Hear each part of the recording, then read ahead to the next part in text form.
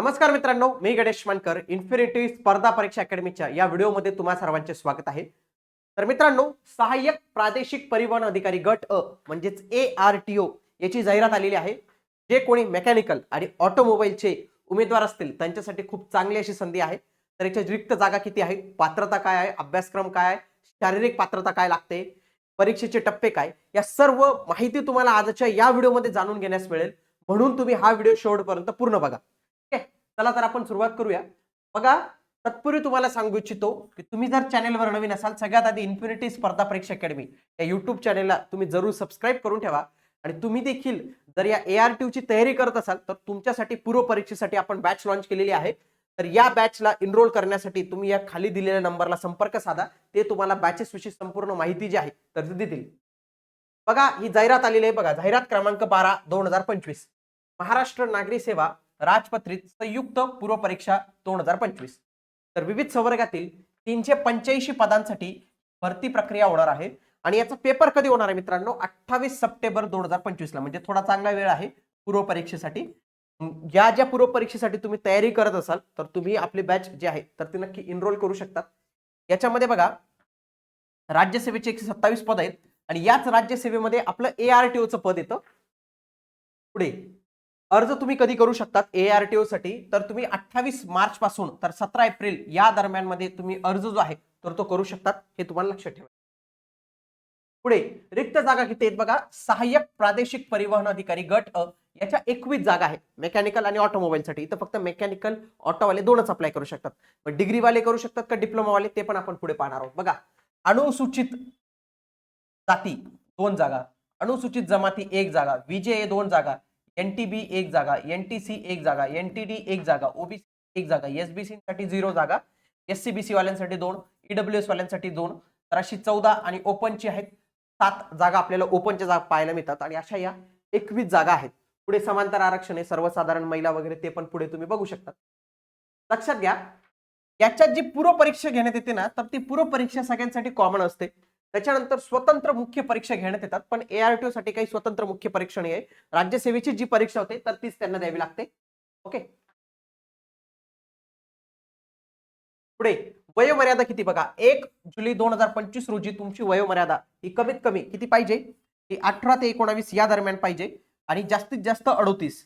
पण जर कोणी कॅटेगरी वाला असेल तर त्याला 43 वर्ष वयाची सूट जी आहे तर ती भेटू शकते. मग ARTO साठी 18 पासून तर 38 पर्यंत वयाची अट आहे. पुढे शैक्षणिक अर्हता काय लागते, फार महत्वाचं आहे बघा. याच्यासाठी लागते शैक्षणिक अर्हता मेकॅनिकल किंवा ऑटो यांच्या मधील डिग्री पाहिजे मित्रांनो. डिग्री पाहिजे, डिप्लोमा चालत नाही. डिग्री किती वर्षाची पाहिजे? 4 वर्षाची. 4 वर्षाची पूर्ण डिग्री तुमच्याजवळ असणं इथं गरजेचं आहे, तरच तुम्ही अप्लाय करू शकतात. बघा, किमान 4 वर्षाची पदवी, 4 वर्षाची पदवी पाहिजे आहे. पहिले तर एक कळलं की डिप्लोमा वाले अप्लाय करू शकत नाही. ओके, तर ते एक झालं. पुढं एक लायसन्सची अट आहे मित्रांनो. लायसन्स तुमच्याजवळ पाहिजे. लायसन 2 लायसन पाहिजे. एक आहे लाईट मोटार व्हेकल, हे फिक्स पाहिजे. मग आता फॉर्म भरताना एखाद्याकडे नसेल तर चालेल का? चालेल. पण तुम्ही जर मुख्य परीक्षेचा फॉर्म भरणार, मुख्य परीक्षा, तर त्यावेळी तुम्हाला हा लागेल. आणि त्याच्यानंतर हेवी मोटार व्हेकल, तर याचंही लायसन्स लागतं. पण सध्या याचं लायसन्स सध्या नसेल, जेव्हा तुम्ही जॉईनिंग होणार तर 2 वर्षापर्यंत तुम्हाला लायसन्स काढण्याची मुभा दिली जाते. मेन हेच आहे मित्रांनो, लाईट मोटार व्हेकल म्हणजे 4 व्हीलरचं तुमच्याजवळ लायसन्स असणं गरजेचं आहे. आता जरी नसेल तरी तुम्ही फॉर्म भरू शकतात, हे लक्षात घ्या. पुढे शारीरिक अवस्था पण लागते. सहाय्यक प्रादेशिक परिवहन अधिकारी गट अ साठी किती बघा, उंची लागते 163 सेंटीमीटर तरच अप्लाय करू शकतात. छाती किती लागते? 79. आणि 5 सेंटीमीटरचा त्याच्यात काय पाहिजे? डिफरन्स पाहिजे फुगवल्यानंतर. त्याच्यानंतर चष्मा वगैरे नको, दिव्यांग उमेदवार अप्लाय करू शकत नाही, चष्मा नको. बघा, चष्म्याचं त्यांनी सांगितलेलं पण आहे. महिलांसाठी 155 सेंटीमीटर काय पाहिजे? हाईट पाहिजे आणि चष्मा त्यांना नको पाहिजे म्हटलेलं आहे. हे 2 गोष्टी आहेत. शारीरिक अर्हता तरच तुम्ही अप्लाय करू शकता. म्हणजे तुम्ही पाहिलं का, पहिले तर कोण करू शकतो? मेकॅनिकल वाले, ऑटो वाले. त्याच्यात पण शारीरिक अर्हता म्हणजे तुम्ही पाहिलं ना, तर इथं तुमचं कॉम्पिटिशन थोडं कमी बघायला मिळतं तुम्हाला. परीक्षा शुल्क ओपन वाल्यांसाठी 544 आणि कॅटेगरी वाल्यांसाठी 344 एवढं परीक्षा शुल्क असणार आहे. वेतन किती असणार बघा, वेतन खूप चांगलं आहे याचं. याचं वेतन आहे S16. S16 असल्यामुळे याचं वेतन जातं 44,900 ते 1,42,400 एवढं. हा आहे ना बेसिक पे आहे, याला बेसिक पे म्हणतात. या बेसिक पेला प्लस काय ऍड होतो, dearness allowance plus HRA allowance plus other allowance, हे ऍड होऊन हे तुमचं पगार 70 पर्यंत जो आहे तर तो 60-70 पर्यंत निघून जातो. आणि 8वा वेतन आयोग लागला हेच वेतन तुमचं 90,000 पर्यंत डायरेक्ट जाईल. म्हणून आता जे तुम्ही म्हणतायत S16, तर आत्ताचं S16 तुम्हाला सगळ्यात जास्त बघायला मिळेल. याची जी पोस्टिंग असते ना, महाराष्ट्रात कुठेही होऊ शकते, कुठेही तुमची पोस्टिंग होऊ शकते, कुठेही RTO ला तुमची पोस्टिंग होऊ शकते. आणि याचं प्रमोशन काय काय होतं, उपप्रादेशिक अधिकारी गट अ आणि त्या पुढील पदांवर तुमचं प्रमोशन जे आहे तर ते वेळोवेळी होत असतं. फार महत्वाचं आहे हे. कामाचं स्वरूप, नेमकं काम काय करावं लागतं याला लक्षात घ्या.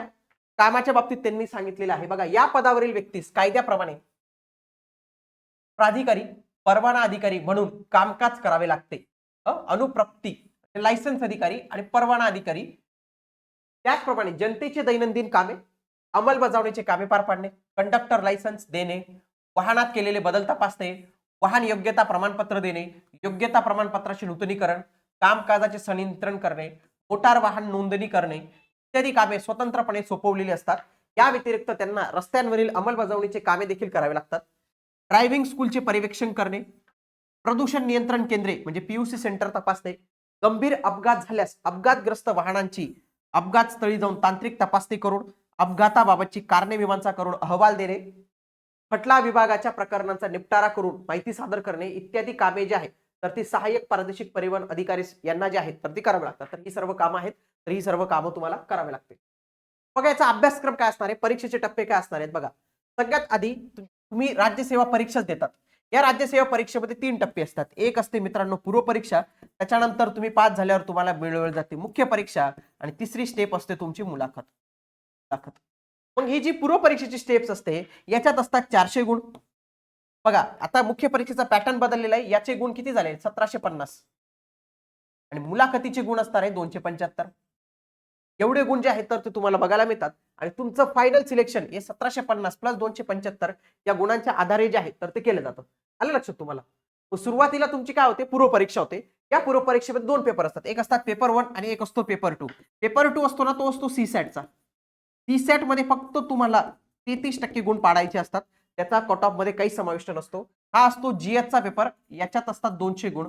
या 200 गुणांपैकी कट ऑफ लागतो, नुकताच कट ऑफ लागला तर तो 107.5 असा काहीतरी कट ऑफ जो आहे तर तो इथं लागलेला आहे मागच्या 2024चा. तर म्हणजे तुम्हाला 200 पैकी 110 115 मार्क पाडणं तिथं गरजेचं असतं.